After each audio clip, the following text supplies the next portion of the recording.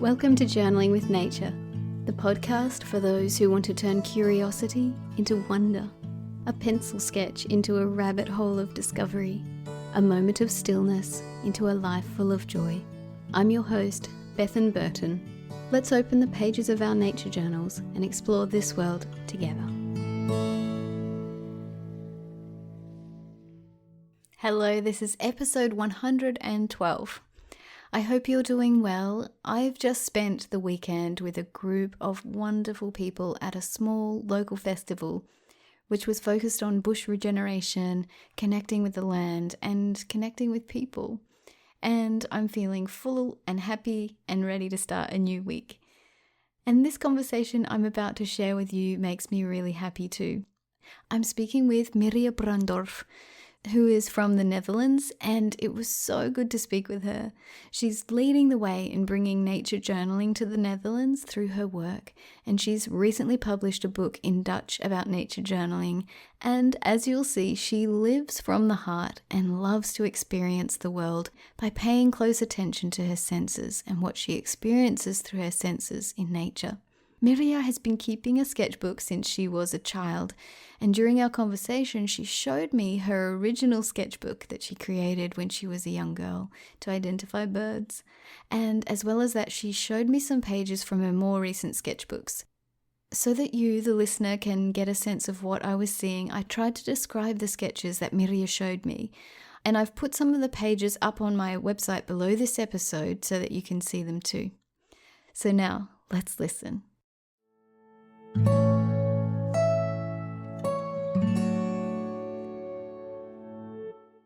Thank you so much for joining me. I can't wait to have this chat with you. It's been a long time in the making. I'm so happy to meet you finally, and I really was looking forward to speaking to you and talking about nature journaling. And yes. Yeah, fantastic. So I know of you that you have loved nature since the beginning, as long as you can remember, and that you've been carrying around a sketchbook since you were a child as well. And I'd love for you to tell me some stories about that, yourself as a child who loved nature. How did that all start? Yeah, I can only remember that I have loved nature. It's a very long time. And when I was, I think, 8 or 9 years old, I started carrying a little sketchbook with me. And it started with birds. And I sketched a lot of birds outside and took the inside and then looked it up in the field guides what kind of birds I had seen outside. So, yes. Yeah, I have taken it. Listeners cannot see it, but I can show you. That's your original sketchbook? Yes, and here you can see. It's beautiful. That's amazing. I think it's bullfinch in English. I don't know for sure, but yeah, it's full of these sketches, mainly birds. So for the listener, I'm looking at little sketches, a bird sketch, labeled just like a nature journal, with descriptions of the birds, pages and pages and pages. Yes, it's a lot, and yeah, I continue doing that. I think, until I was. Tell me about that. How did it start? How did you even know to do this as a child? It was just instinctual, or did someone guide you? Did you have a mentor? No, I started myself. I was always interested in nature and wanted to know more. And I also liked drawing a lot.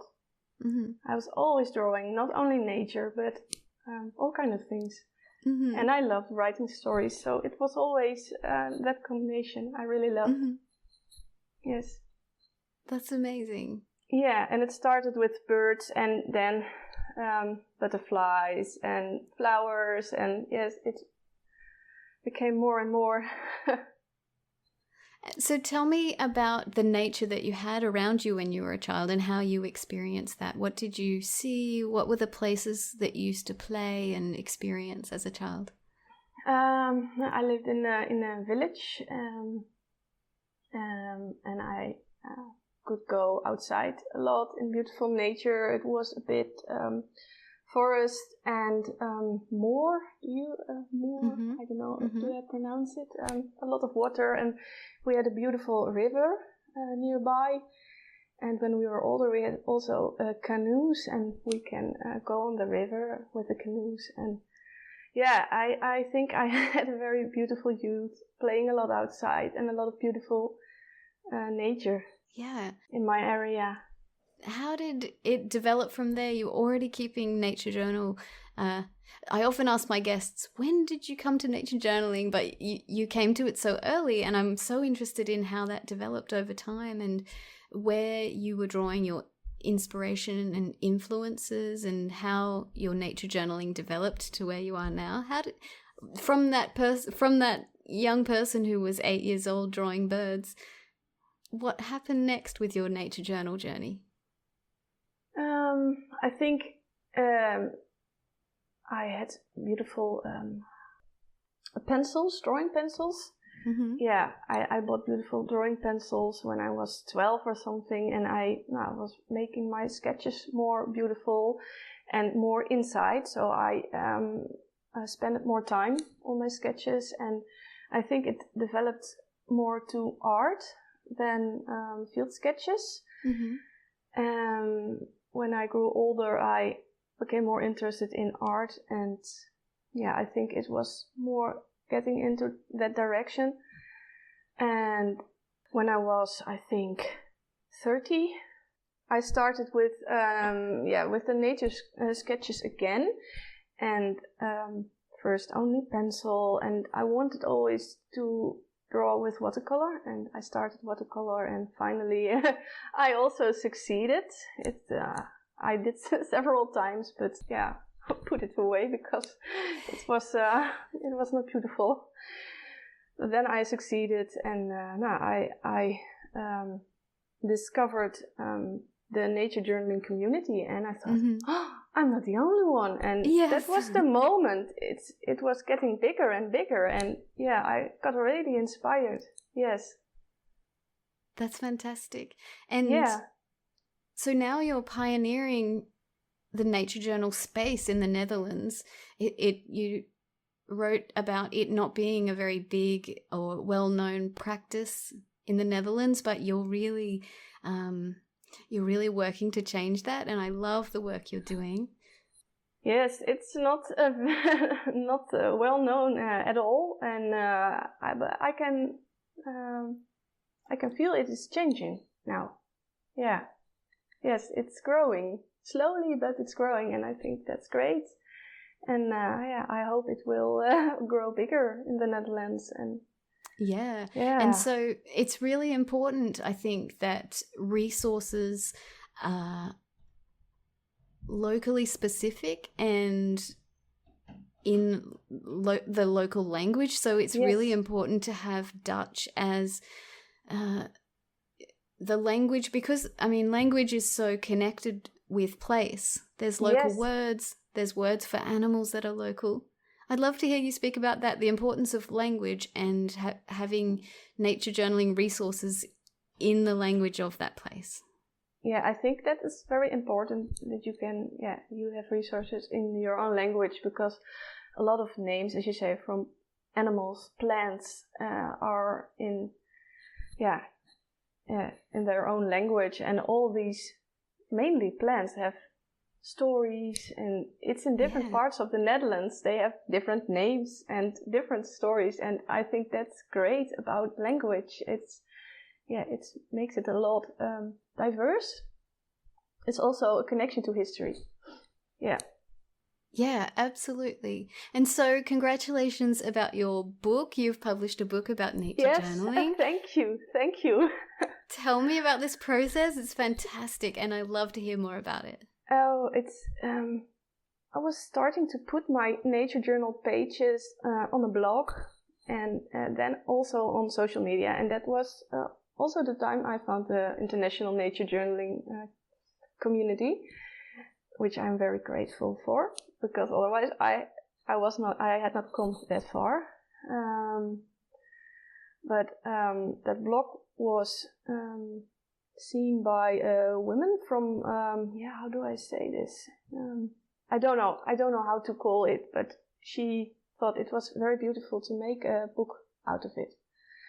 And she asked me, and I said, okay, let's start doing this. And I didn't know at all what happened to me, but yes, it was such a beautiful process. And so it was very special. And in May it was released. And yeah, I get a lot of beautiful comments on that. And yeah. Yeah, so good, so inspirational. Yes. And that it is...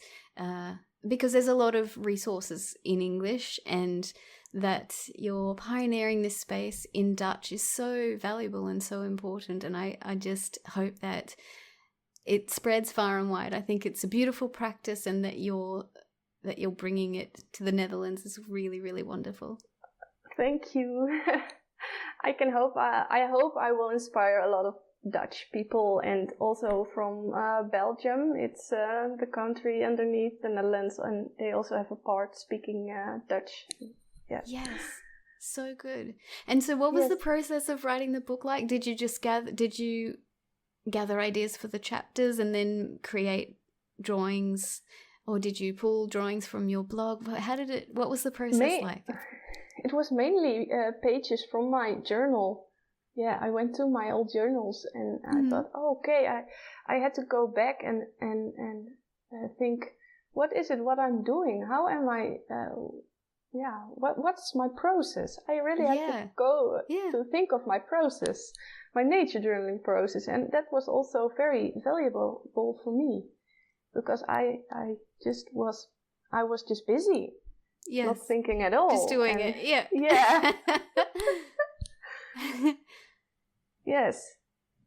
And so tell me about your process. I read that you have a field notebook that you take out for writing and quick sketching in the field, and then you might come home and do some more finished drawings in your special nature journal. I'd love to hear more about the actual process you go through with creating a nature journal. Yes, I have to think a bit now for the right words. I do different things. Actually, a lot of different things. I do a lot of experimenting also. Mm-hmm. So this page, I don't know if you can see it. It's an autumn page with all autumn colors and woodpecker here. And this was made totally outside. Yeah. I was in the forest here, and everything, sketch and watercolor, was outside. But sometimes I only sketch outside, and then the color I put on when I'm inside. Or these are little. Oh, it's divine! I love it. Landscapes. It was quite cold outside, so sometimes I also take pictures and then sketch from there. Yeah. And what are your favorite materials to take with you when you're out versus what you use when you're at home? Do you have different materials for different situations? No, actually not. I take watercolor and a fine liner most of the time. Mm-hmm. But when I'm inside, I don't like my water pencils. I have water pencils when I'm working outside. Mm-hmm. And I really like them outside, although it took me a year to get used to them.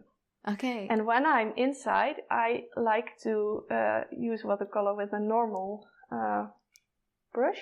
Yeah, brush is it. So you don't like the water brush or the pencils that are watercolor pencils? The water brush.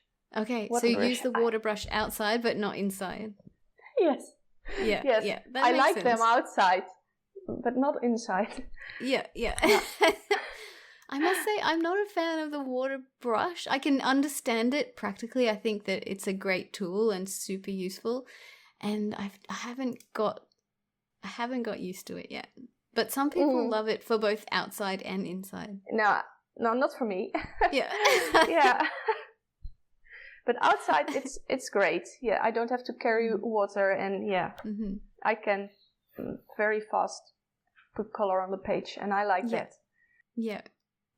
So you talked about that you were sketching outdoors and it was really cold. And I see a theme in your work, which is seasonality or a connection with the seasons.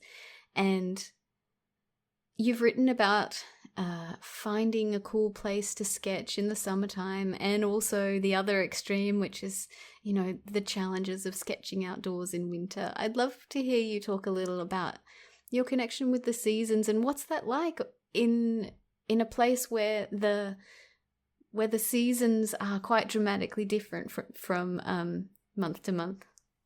I really love seasonal changes and record them in my nature journal. It's very inspirational, and I think it's also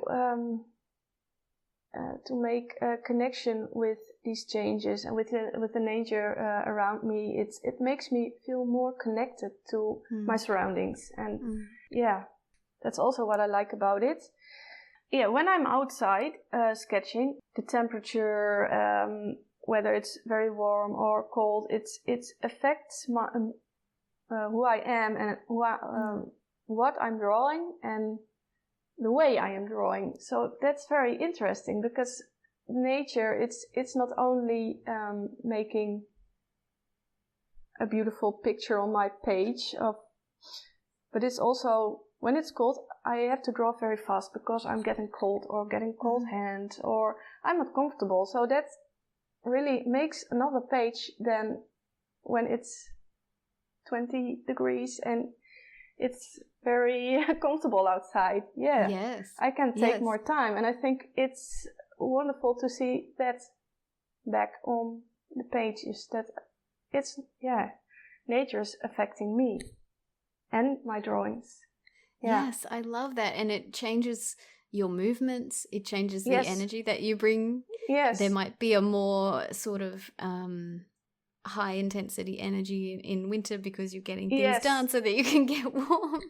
I really have to look fast what I think it's important and what I want to put on the page.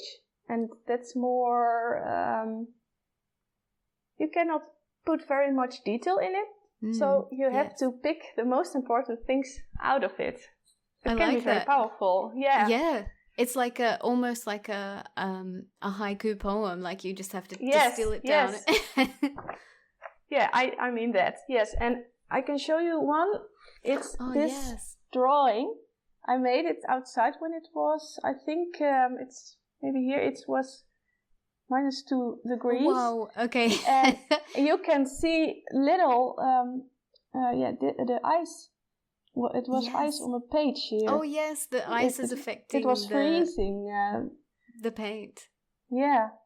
Wow. Yeah. And you've captured something very atmospheric, and but I can see that you've chosen the details quickly. I love it. Yes, it was very quick indeed. And another time I went sketching outside, and it was -6 or 7, I think. And then it was that cold, I could not use my watercolor anymore. So there were thick ice crystals on my brush and in my paint, and I was afraid I was I could not draw anymore. So the next time I was outside, I took colored pencils, I think, and I made this tree. Yes. So again, the weather is affecting your choice of materials, because it just cannot use. Yeah, I do not use a lot of colored pencil in my work, and I think it's difficult. I love this. But here I wanted to draw outside, and I had to use them. Yes, amazing. And so I saw that you were giving a winter workshop, and I think that's a lovely way to bring the seasons to other people as well, to celebrate what's going on, and to share that winter experience. And I'm wondering about your workshops, and if you could tell me more about that, about the winter workshop, but also how when you started teaching nature journaling and that experience in itself. Okay, I started this year teaching nature journaling because of my book. People asked me to teach and start Yeah. workshops, and it's very. I really like it. I really like to connect with other people and teach them. So not only a lot of people think it's about drawing and making pretty pictures, and I really love to teach people to observe, and that it's a tool for observing and not for making great artwork. That it's it's when you start nature journaling, you will probably learn a lot better drawing or whatever you like, but it's not the only thing. It's about observing and being and connecting with nature, and I think that part is what I really like to tell and teach other people. Yeah. How do you make people feel at ease when they come to the class and maybe they want to connect with nature but they haven't started to feel comfortable making art? How do you make them start to feel comfortable? I think I always start explaining about observing nature and the joy of observing nature, and it's not only with the eyes but also the ears, and I also let people smell and feel little branches or leaves, or I always take things with me from nature, or in summer I go to a beautiful place in the forest or beautiful moor area, and I really encourage people to use their senses. Mm-hmm. And I think I start drawing with blind contour sketches. So I really like to get the tension from making pretty pictures. I want to get it away, and I think blind contour sketches are a great tool for that. And I always hear people say, "Oh, it is fun," and I really love to do this more often. And I really like to start that way. Yeah, I agree. I think that's one of the best tools for helping people start the workshop laughing and with a light heart, because a lot of people come and they're nervous or worried, and when you do this practice, nobody can stop themselves from laughing. Yes, and I also I always do a blind contour sketch in front of the people. So I am watching to something and I draw, and they see me drawing very raw things, and it also works. Yes, I love it. I think demonstrating imperfection or demonstrating, you know, a freedom in your own art helps people have that freedom in their own. Yes. Yeah. I think that's, you said it very beautiful. Yeah. So there's so many different reasons why people nature journal, and I'm wondering about your motivation and what your main focus is. So for me, my main focus was always self-care and relaxation and connecting with a calm place. And others do it for scientific reasons, and some people do it to connect with their own garden. I'm wondering what your main motivation and focus is for your nature journal practice. Yeah, I think that changed over the years, because when I was a child, it was mainly curiosity. I think it was, scientific. I wanted to know more about the birds and the butterflies and the little flowers and insects in my area. And I think over the years, I realized I connected more to nature when I was nature journaling. And I think that is my main, how do I say that? Main purpose? I don't know. Yeah. Yeah, the main purpose is connecting with nature. That's beautiful. Yes. Yeah. So you work as a nature guide for primary school children, and I'd love to hear more about that, your experience as a nature guide. Yes, that's great. I work with primary school children from about 4 years old until 12 years old, and I take classes outside beautiful for beautiful nature experiences. And yeah, it's in very different areas, in the forest, on the beach, beautiful lake, and I have different themes, and I have a lot of freedom to also be creative in what I teach children and the way I can and do that, and that's really great. Yes, that's so fantastic. And is it with one particular school, or do you spend time with children from different schools? It's from different schools. Yeah. Okay. Yes. How fantastic. I'd love to hear your thoughts on the importance of guiding children towards nature in these early years. I mean, you had lots of nature experiences as a child, and I really strongly believe that when we foster a love of nature and a curiosity in young children, it's something that they take with them. It's something that somehow becomes part of them, and as they continue on. And I'd love to hear your thoughts about that, the importance of giving this gift of appreciation and curiosity in nature when they're young.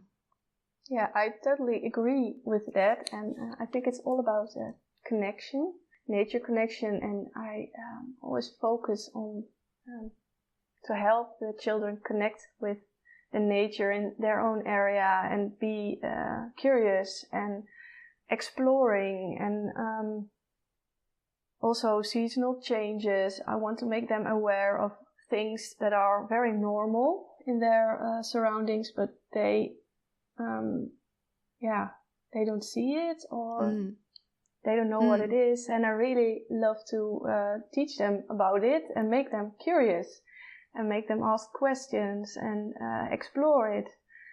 Yeah. Yeah. So you talked on your blog about how nature journaling helps us see the extraordinary in something ordinary. And I think this is a really powerful, powerful thing. Can you talk a little about that? Yeah, I'll try. Because I feel I have not enough English words for explaining. You're doing amazing. You're amazing. I'm so inspired by you. You're doing really well. Thank you. Thank you. I wanted to have more words to explain this very important thing for me, because that's a key. You're doing beautifully. Thanks. It's very important. I think when you look closely at something that's very normal, you maybe don't even notice it before. And when you start being curious, you start exploring it and also seeing new things, asking questions, and a whole story is developing. And that is what I really, really love.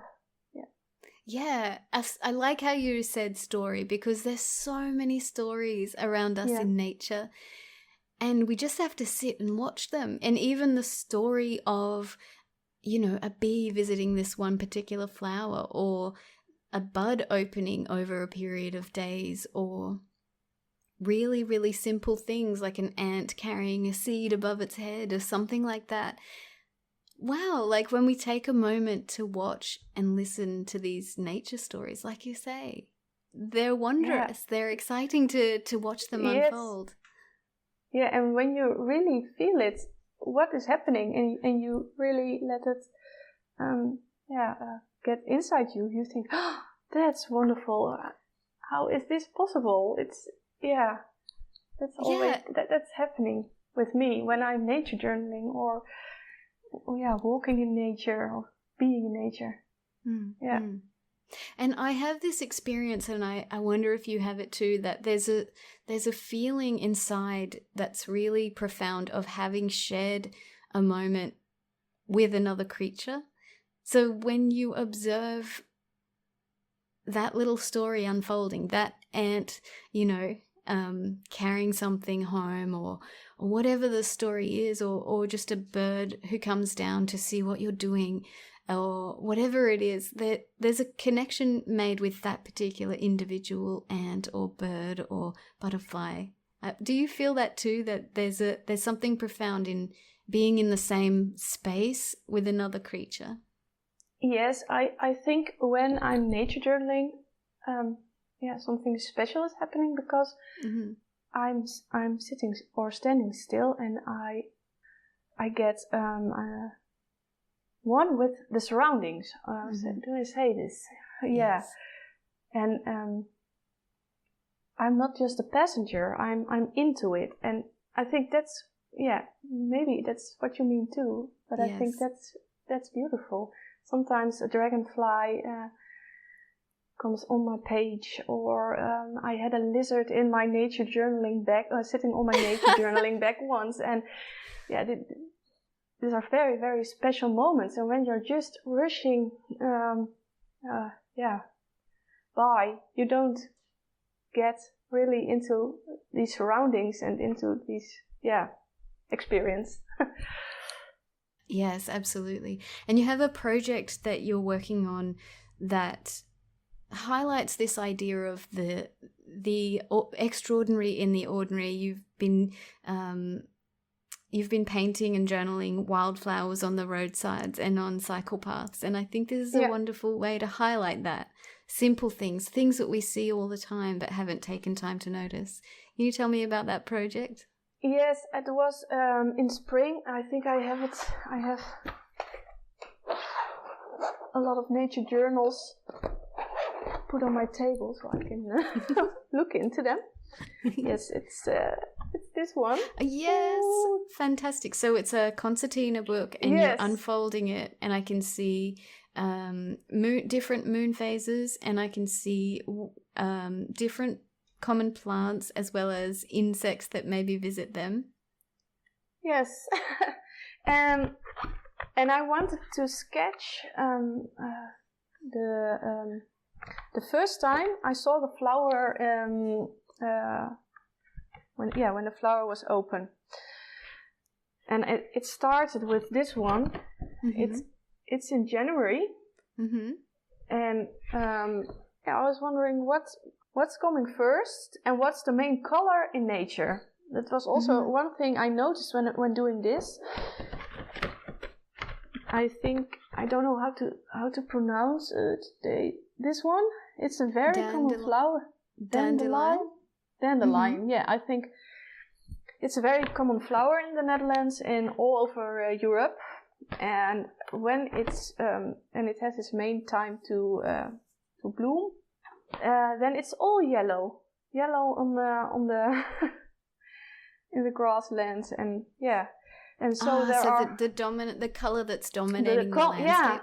And that was the color dominating the landscape. That was something I realized when I was doing the sketchbook, that each flower has a time to bloom, and there is also one color dominating that time. So, and that color connects with a sense of the year, the time of the year. Yes. So that's was something I realized, that it's important to that it's not only the time on. We are so much with the clock and the time when we have a lot of appointments and being busy, and we always look at our diaries and clock, but there's also this time outside, and it sometimes seems that it's not important, but I think it's very important to feel that we are connected to our surroundings, and we can also get that connection from the main color. And the main color yellow says, oh, it's the time from the dandelions, and it's spring, and I want to go outside, and absolutely. I'm nodding my head furiously, because I think that it's so true. It's so true that connecting with the rhythms, like you say, we're connected with our clocks, but connecting with the rhythm of the seasons and nature is so beautiful. And doing that through color is such a powerful thing. I want to talk to you more about color, about what it means to you. And you do this amazing thing, which is you you do something almost like a monthly color wheel or a monthly phonology wheel of color. So you add the colors that you see around the wheel each day. And I'd love to hear more about this. It's a fascinating practice, and it's something I want to try myself because I think it's really powerful. I'd love to hear you speak about that. Yes, last year, April, I made a color wheel. Each day of April, I sketched in the main colors of that day. And I was looking at the sky and at the trees and the plants outside and the water. And these main colors I put into that day. And I did that for each day in April. And I could see the colors change throughout the month. And it was beautiful. Yeah. What a wonderful thing. Is it something that you just decided to do? Had you seen someone else do it, or did you just instinctively do that? I think I've seen those phonology wheels, and I was inspired by the phonology wheels, but I wanted only to see the color change. And I thought April is a great month of seeing this color change because the trees are getting leaves, and in the beginning of the month, they are just bare branches, and throughout the month, a lot of leaves growing on the trees again. And I wanted to see that change in only the colors. Yeah, such a fantastic exercise. And I wonder, I mean, these things are inside us and it's hard to find the words for them, but I wonder if you have a sense of the feeling of the color of the Netherlands. I don't know if that even makes sense, but for me, as someone who has been born and raised in Australia and soaked in the colors of this landscape, I have a real sense of the colors of eucalyptus leaves and the colors of the dry grass in summertime and the colors of the wattle. I'm wondering if you have that, an inner sense of the colors of the Netherlands. I think it's different in the times of the year. In wintertime, it's colors are very different than in the summertime, and I think. But I like the skies in the Netherlands, and I like blue skies with very big white clouds. And I think it's beautiful when it also reflects in the water. There is a lot of water, of course, in the Netherlands. And but I also like heather, colors of heather, and more has also beautiful colors, and I like them in winter a lot with gray skies and yellow grasses. They are not green in winter, they are more yellow, and it's a warm color, and all the rest of the colors are very cool, and I like the color of those grasses. Yes. That's fantastic. Isn't it such a wonderful thing just to sit down and notice the color? That can be a whole nature journaling activity and experience in itself. Absolutely. Yes, there's so much to discover in color and color change, I think. Yes. Yes, especially in a place that has such strong seasonalities, such a strong arc of change throughout the year. The colors must change so much. But isn't it in Australia that it's changing a lot when it's dry? A dry season, I cannot. Yeah, we have all our not all of them, but most of our trees are evergreen. So there's a very green base to start off, but the green itself is not the usual bright green that you get in forests in Europe, for example. It's its own color. It's like a dusky muted green, and so the sort of base doesn't change. But when we have summertime, certainly the grass gets yellowy brown, and then there's other seasons where things happen, and if you pay attention, they can characterize that season or that time of year for you. So here in my city, we have lots and lots of trees called jacarandas, and they're not native, but they're very, very common street trees here. And they, in October, November, they start to flower, and they have intensely, like, completely covered in purple blossoms. And these blossoms, when you drive through the city or you're anywhere in the suburbs, you just see this purple everywhere, and it really characterizes that time of year. And it's interesting, even this idea that that we're connected seasonally with the rhythms. And there's a bit of a rhythm here in that some people talk about when the university students are doing their exams. That's when the jacarandas are flowering. And I just love this connection with the day-to-day and nature. I think that's really love that. Sweet. Yes. Yeah. Yeah, beautiful. And in the middle of the year, we have a lot of flowering acacias, flowering wattles, and they're intensely beautiful, bright yellow. And so middle of the year for me is just a yellow time of year. The yellow and time, I think, yes. Yeah, I think that's a really wonderful thing to reflect on, and the rhythms of like what's happening when the jacarandas are flowering, what's happening when it's wattle time, you know? It's something beautiful and powerful, but you have to take notice. You have to take the time. I really love that. Yes. Tell me about poetry in your journal. Sometimes you use poetry as a way to express yourself in your nature journal. Yes. What can I tell about it? It's very... when I'm in nature sitting, when I'm still, I sense so many things, and I want to write them down and express them, and I think that really becomes poetry, but it's not meant to be a poem sometimes, but it's just sentence I feel. It's just feelings, I think.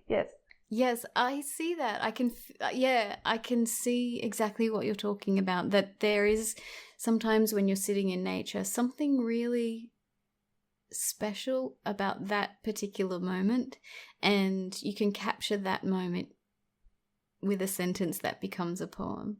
Yes. I think you have explained it very well. And I had such an experience not such a long time ago. I was in the forest nearby, and it was about the New Year. We have winter time when the New Year starts. A lot of people do have New Year's resolutions, and a lot of things start again, and there's a lot of energy or something. And I felt in nature when I was in a beautiful place. I can show. Oh, wow! So a lot of bare trees and grey and this beautiful ochre, sort of orangey brown on the soil, along with the grey. Yeah, that's the color I was talking about. Yes, this color, and all the other grey colors. I like the contrast between. But I was looking at the sky, and I thought this light is very is not intense. It's very muted. Right? Muted light, and I felt very very calm inside myself. I thought, oh, there's nothing I have to do now. Although it's New Year, there's nothing. I can be still. It can be still for a while, and slowly, more energy. Not immediately, and not immediately. And that's something I really sense when I'm outside, and I want to write it down. And it looks like a poem.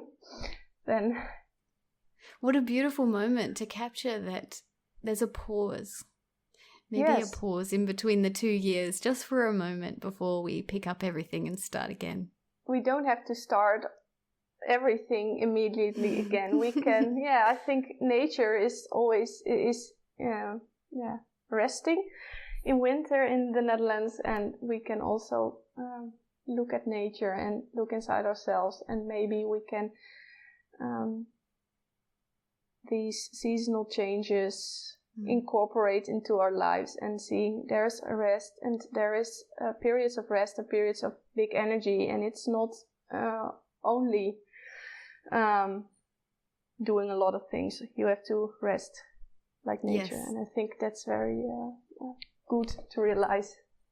Absolutely. I think following that feeling, following the guidance almost of nature, that this is our time. This is our time for stillness, and it's okay not to be constantly on the go, and this is a good time to take a pause. I like that. Yeah. Has nature pauses in Australia in drier times? Plants will pause, or interestingly, we sort of pause in the summertime because it's too hot to be outdoors, and so a lot of activities will be paused for the summer. People, for example, if will do less hiking or activities outdoors because it's too hot, or gardeners often pause in the summertime because it's too hot and everything gets dry and burned. So summer really is a pause time. I mean, we do get out and go to the beach and all that, but I would say we take more of a pause in summertime. Yes. Yes. I really love hearing how it's different. It's upside down. Yes, it's upside down, literally. Yeah. Sometimes I've asked guests about nature journaling as an activity of the head or an activity of the heart, and I'm wondering if you have a sense of which of those it is for you. I can feel that you're very intuitive and that you have a lot of feelings in nature, and I'm wondering about that. Is it both? Is it one of those dominating? What do you feel when I ask you that? I think for me it's now definitely the heart, but it was more of, when I was a child, it was more of a head thing. Yes. That's interesting that it's changed over time. Yeah. And maybe priorities change, and as we get older we maybe need more downtime or more connective time.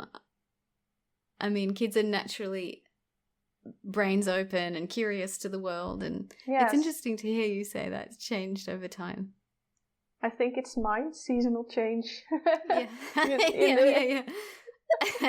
You still seem very, very curious and open to everything around you, and I love watching your work because you don't have one specific thing necessarily that you focus on. You draw birds and flowers and everything else. And one of your blog posts that made me smile a lot was that you talked about your top 5 insect encounters in that particular year. Tell me about that, about being just so curious, wildly curious about everything. Sometimes it's not very easy because I'm interested in almost everything in nature, and I cannot choose one thing. And tell me about the insects of the top 5 insects of the year. Oh, it's a few years ago. One of the things I remember is it's a beetle, and this beetle takes care of her children, and it's also communicating with her children, and it was such a beautiful story. And I saw a beautiful beetle, and I draw it in my nature journal. But then I looked up something about this beetle, and it was such an interesting story. And yeah, and again, that idea of connecting just in that moment with that particular individual animal is a really powerful thing, to watch the story of a beetle as she goes about her day. Yes, and it was also together with my youngest son, and when we see this beetle again, then we also say, oh yeah, we have seen this before. It's also a connection between us. Yes. Do you nature journal along with your kids? Are they interested in nature journaling? No, they're not interested in nature journaling, but I took them a lot outside, and they know a lot about nature, and they also enjoy nature, but not the way I do. They don't like drawing or sketching, and no. Yeah. Yeah. So you also play the harp, and Yes. it's an incredibly beautiful instrument, and you post videos of yourself playing music with a nature theme, and I would love to hear you speak about this relationship between music and nature in your life. Yeah, sounds in nature really affect me. I really love bird sounds and grasshoppers sounds. They also give me a sense of the time of the year. It's evening or in the morning, or Yes. I really love that, and yeah, I love bird songs a lot, and music I think is also great to communicate an atmosphere, and yeah, that can connect with a time of the year or an animal or flowers, and yeah, I really love that. This connection with seasonality is such an important topic, and something that I love hearing you speak about. I was reflecting on this recently, actually, because I was hiking at Christmas time with my cousin, and we were in this place, a forest, and the sound of the cicadas was so loud. I was thinking, this is actually beyond what, like, safe limit of sound. It was really loud, and the way the sound, I guess they're communicating with each other, because the sound comes in a pulse. It's like they all start going, and then they get so loud that it's hurting your ears, and then it comes down again, and then again a bit later it comes up in a pulse, this intense sound. But this sound of the cicadas definitely is the sound of summer for me. And yes, I love that rhythm. And I guess until recently I hadn't reflected, I think a lot about color, but to think of like the sound of the season is something else really powerful and wonderful to reflect on. Yes, it's something I really, this year I would like to reflect on sounds more in my nature journal. And I've started with the sounds of January. And then in February I will again on the same place map the sounds and then each month. And I'm very, I'm very excited about it and what it will bring. Yeah, that's a wonderful project. I love that. Yes. Thank you so much for joining me today.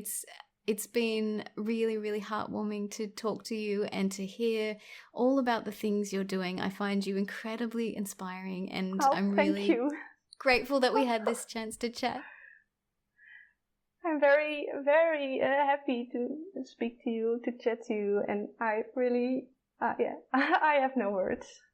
It's very special. Thank you.